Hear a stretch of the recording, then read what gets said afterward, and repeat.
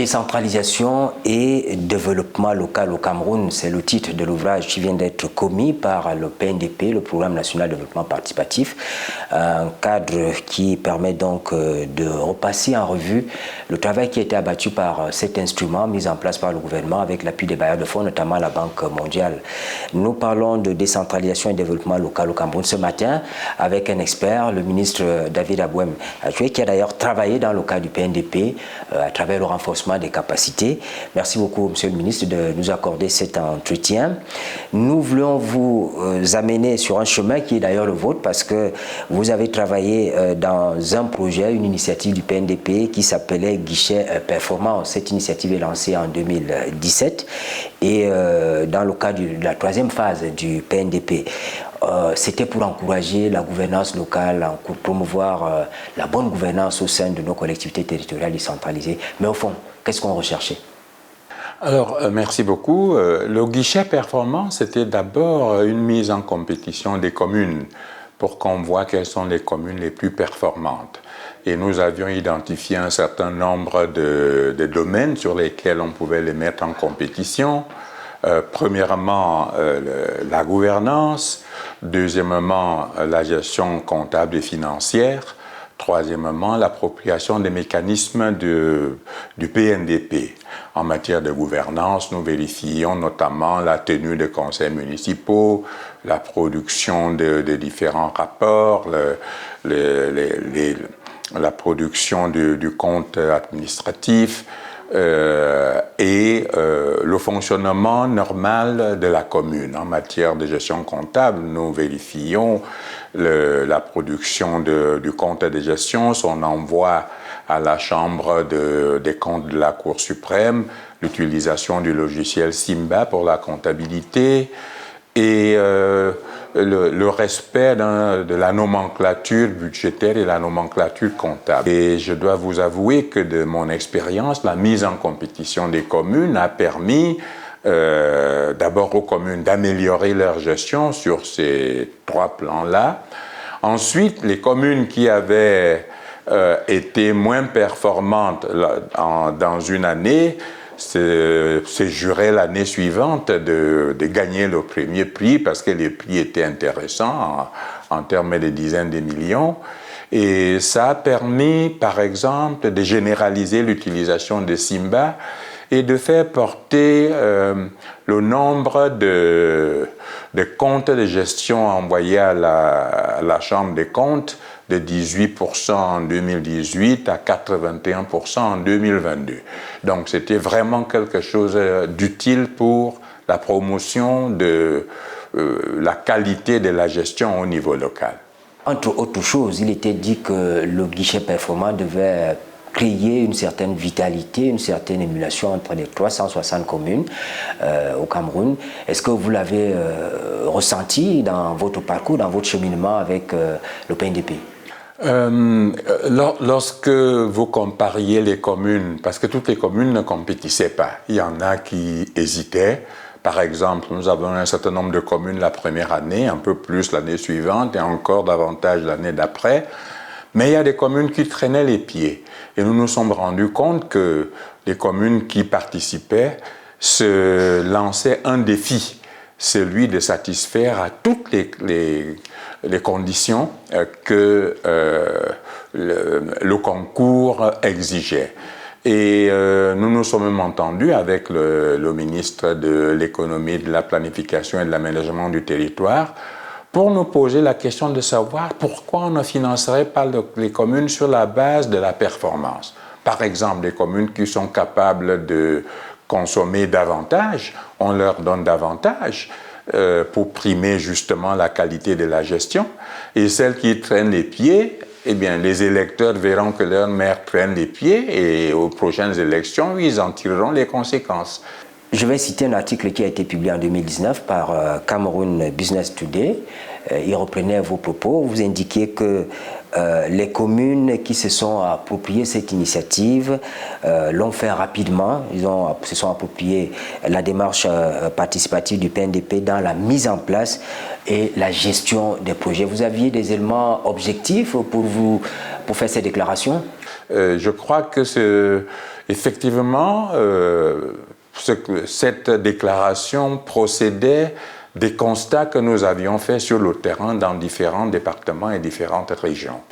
Monsieur le ministre, on a connu le PNDP dans les domaines des appuis au secteur agropastoral, désenclavement des bassins de production, l'appui aux petits producteurs, etc.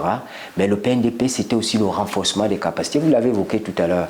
Je voudrais qu'on en parle davantage. Il y a eu, par exemple, le coaching des receveurs municipaux pour pouvoir élaborer à temps, déposer à temps les comptes de gestion auprès de la Chambre des comptes. Ce renforcement des capacités, on ne l'a pas beaucoup connu. Oui, vous avez cité 2 éléments, le désenclavement, etc. Mais je dois ajouter qu'il y a eu beaucoup d'autres. Il y a eu, par exemple, l'électrification dans certaines communes, les points d'eau potable, les salles de classe, les centres de santé, etc. Alors maintenant, pour ce qui est du renforcement des capacités, il y a eu 2 volets. Il y a d'abord eu un volet renforcement du capital humain.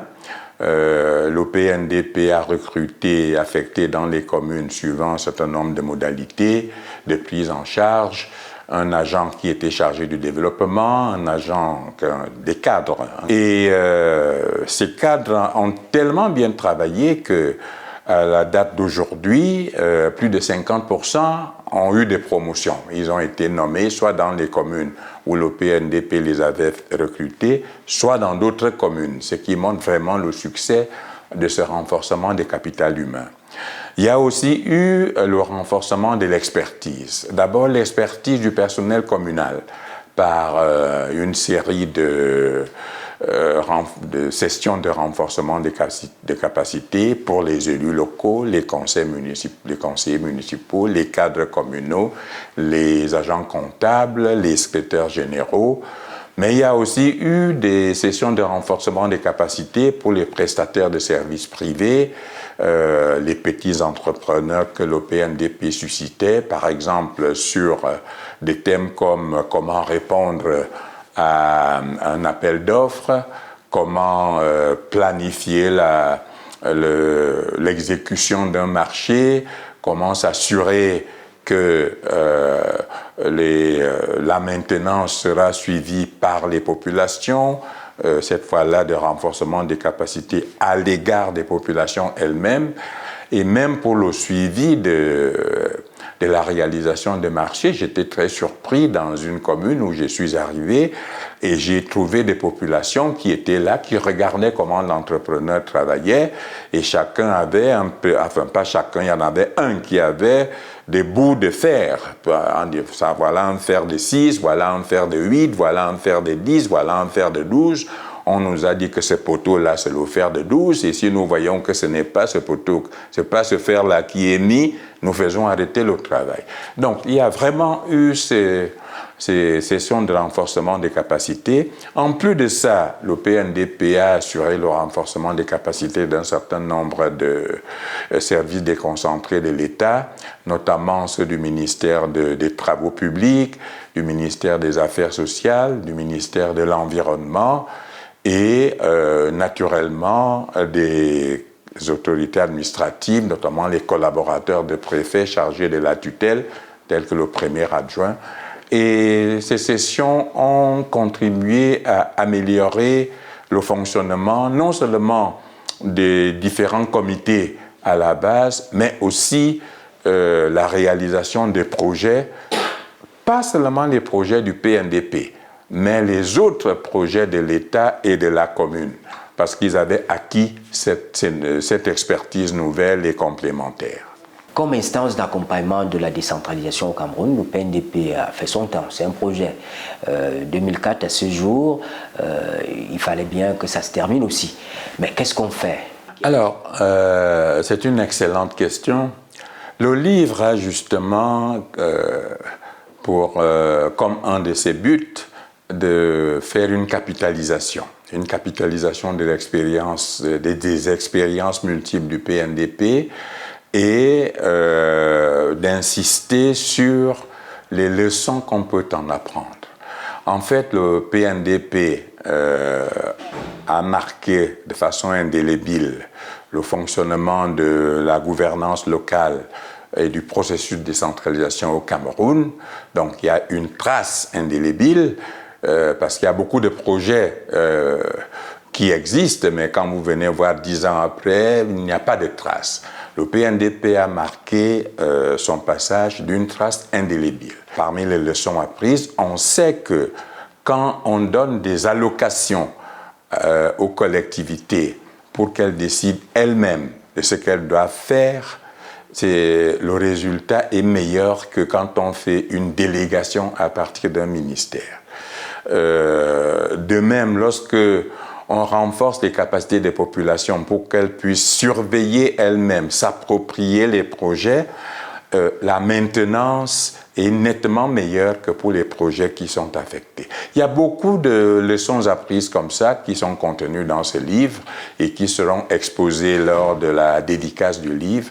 Et je souhaite vivement que le gouvernement, que l'État puisse s'inspirer de ces solutions pour capitaliser ces expériences. Maintenant, qu'est-ce qu'on fait du PNDP? Je souhaiterais personnellement que le PNDP étant un projet, il est né, il était destiné à mourir, mais je souhaiterais qu'il y ait une autre structure qui puisse prendre le relais et continuer cette belle œuvre sur laquelle tout le monde s'accorde. Et si le chef de l'État a accepté de mettre sa signature, ce n'est pas seulement en tant que promoteur de la décentralisation, mais c'est aussi, et je crois surtout, parce qu'il estime que le travail abattu par le PNDP en faveur du développement local et du processus de décentralisation est admirable et j'espère qu'il va continuer.